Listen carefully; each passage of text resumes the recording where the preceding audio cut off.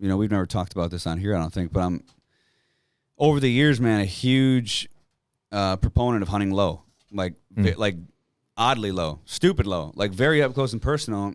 And man, if I had $1 for every time, especially on the East Coast, that people said you couldn't kill deer low, or like just anywhere, it's everywhere. You get it in the Midwest too. What is the reason? Why have you?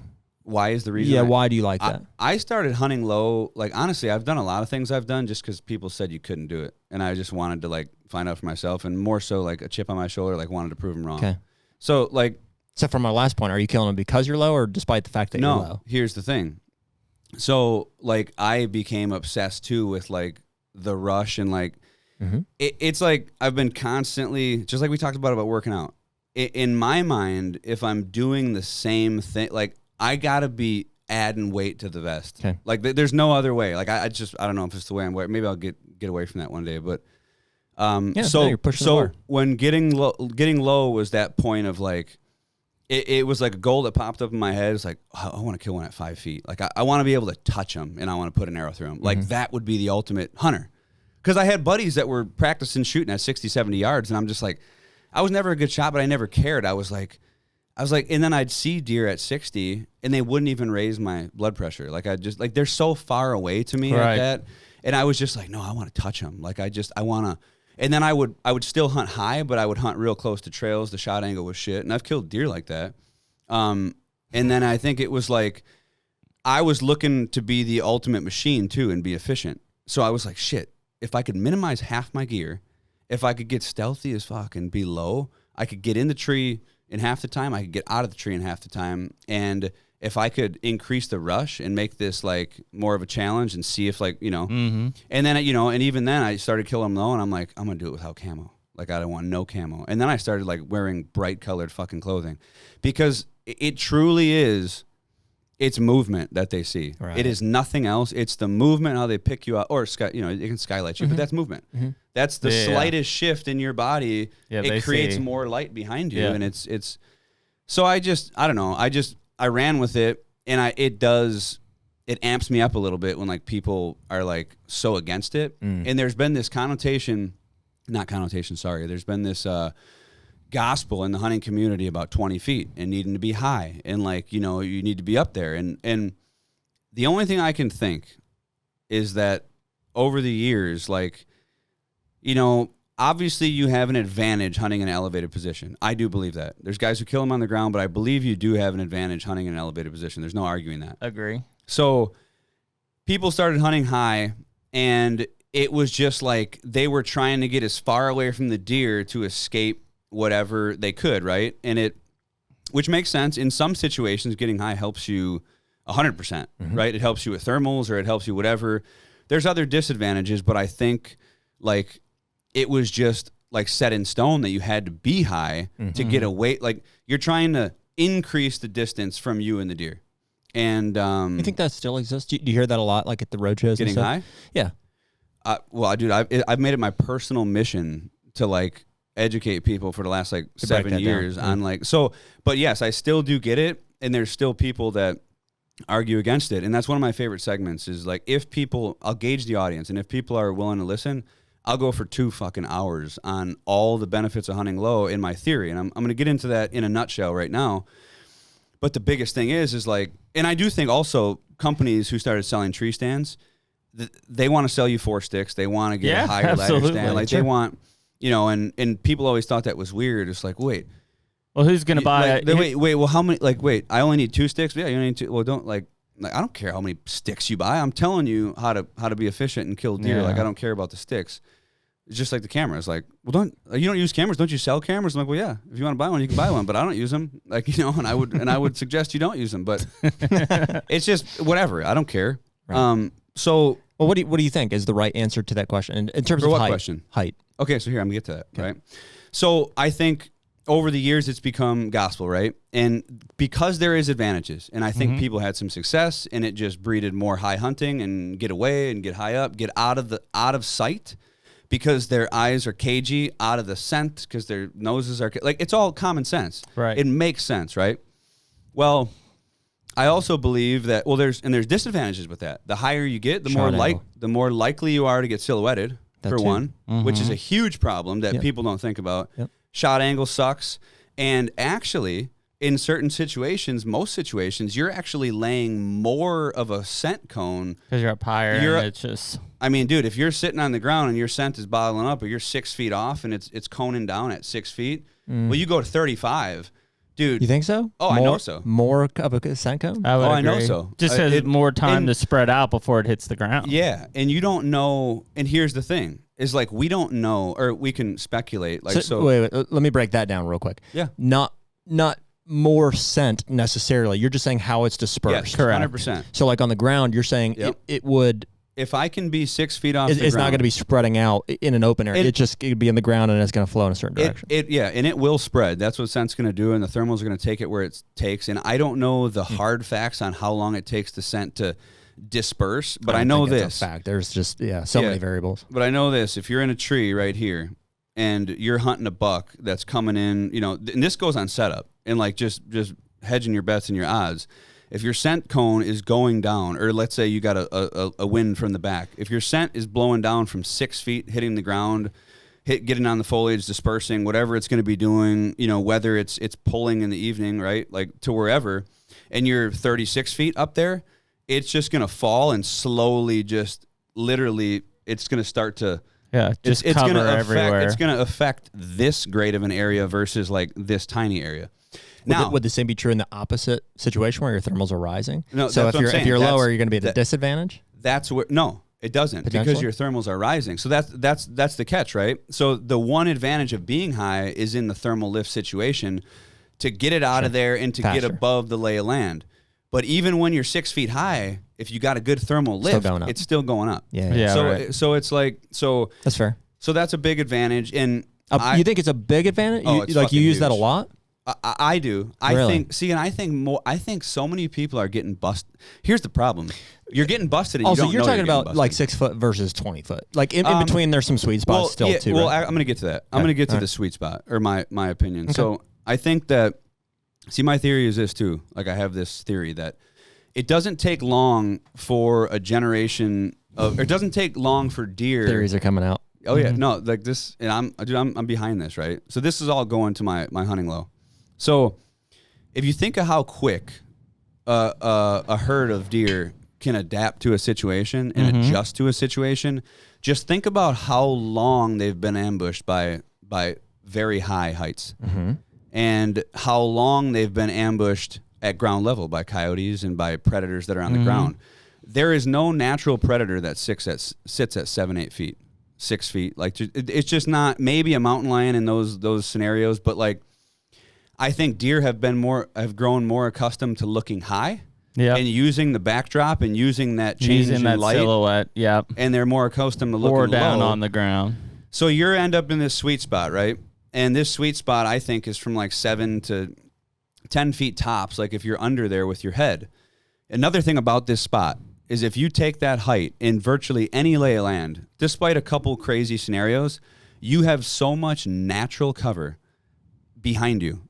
And you like, and when I say cover, I talk about hunting cover a lot, and everybody thinks like, oh yeah, you get in the branches. And I said, yeah, branches are awesome, but like I kill them in bare open trees at 7 feet up because I got so much depth cover. Back cover, yeah. Now, and this is another thing. So I look, when I'm setting up a stand, I always stand in the area where I think I'm going to shoot the deer, and I analyze where that tree is and what's behind it and how high I need to be in that tree.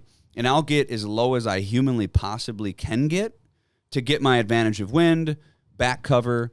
So it's really important to have a dense backdrop. And even in very open timber scenarios, 7-8 feet up, you're getting ground, or you're getting bushes, or you're getting mid-story, whatever. Yeah. So I never like to get above that. And so I got that natural cover that's behind me. And then to cap that all off, that's my kind of theory about as far as like identifying danger. A lot of times, man, I can show you videos of deer that come in, and they like if you got a good wind and it's point blank, and it's a little rowdy, and I'll get into that next. But like I've been seen so many times, but not seen. They're like, like they don't, and they're almost like, what the like. like it's like They don't trust their eyes. If they don't smell you too, they're not sure. Well, you can see it in their face. They're just like, is that something right there at 7 feet? Boom. Then they get shot. Like it's always like two senses to fact check it, whether they hear you and see you, or smell you and see you, or smell you and hear you. Like they don't trust their eyes. I mean, it might be 25% of their nose. And they will, and that's the thing. I think it works I think deer are different, and it works in. There's bucks that like I think prefer a visual advantage, like based off the situation. Absolutely. But I do think they're constantly analyzing all the fucking data. Mm-hmm. And that's what I try and get people to do hunting. It's like, dude, you got to be analyzing all the data, not just 2 years ago in the fucking I would hot agree rut with what funnel. you said there too, like, especially like from a betting standpoint. I mean, they prefer a visual perspective. Yeah, they want to see. I agree. I talk about And like sometimes. immediate danger. You know, it's just like if they immediately smell something, or they won't trust their eyes as much as until they confirm them both. If they also smell you, then they're out. Well, and you'll have deer bedded in like 3-year cutovers or like a thicket that like there is absolutely they're tucked in there like a rat. Right. And as soon as you crest that cut, they're gone. They got that whiff of you. That's like a scent. Mm-hmm. That's a scent detected bedding area, right? And they like that's their game. And you also got deer that perch up on the top of that ridge, and as soon as you crest that bottom, they're like, bam, they're gone. Like, or they watch you. They're watchers too, man. So here's a question: like, obviously, you have different, areas that these deer will bed in. Do you think that the same deer is using that same strategy every time, or like, so for instance, here would be one scenario on my farm that we're going to be at tomorrow. There's a west-facing bowl. Okay, so it's a bowl. Just goes like this. There's two kind of ridges that come up like this, the two high points, and then there's a little saddle just like this. And the wind and west comes right into it. So any kind of west wind is catching those edges and swirling. It's just a bowl in there. And they know that they're completely safe. Some of the biggest deer on our farm have just been in there. It's an unhuntable spot. Oh yeah. You can hunt the point. Yeah. I can hunt the points. Yeah. Another one would be on the backside of it. There would be a leeward-facing knob, which is a more traditional. Okay, go ahead. Back to the bowl, though. Yep. Is the question about, you said so that's one. They'll bed right in the bottom of it, and the wind will swirl. Yep. I'm just talking about it like a thermal hut, basically. Yes. You know what I mean? The wind will swirl. We find those big beds right in the bottom. I hate bowl-type coliseums. Like, it's a tough nut to crack. So another one would be a deer's bedding on just a leeward knob, upper third of a eastern facing ridge. Mm-hmm. They're more visual. The wind and thermals are coming up over the back still, but it's a different bedding situation. Do you think that a same buck will use both of those and he's just as comfortable with both, or do you think he prefers one or the other? Both. I think the answer is both for sure.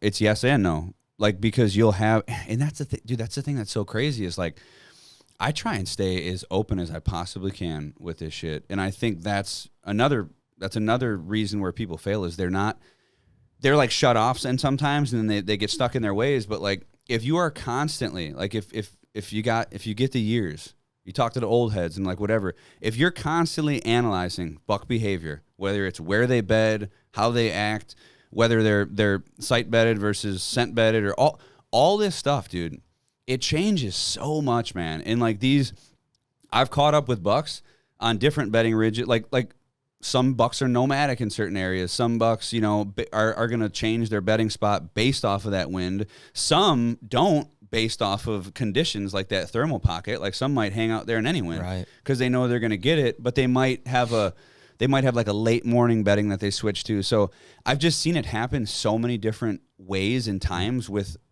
the same deer. It's the same thing about like, if you find this freaking honey hole bedding area, right, on this peninsula, right, or and it's like, oh man, it's just shredded up. So many people think that like, oh, this is a big buck bedding area and it'll always have a big buck bedded there.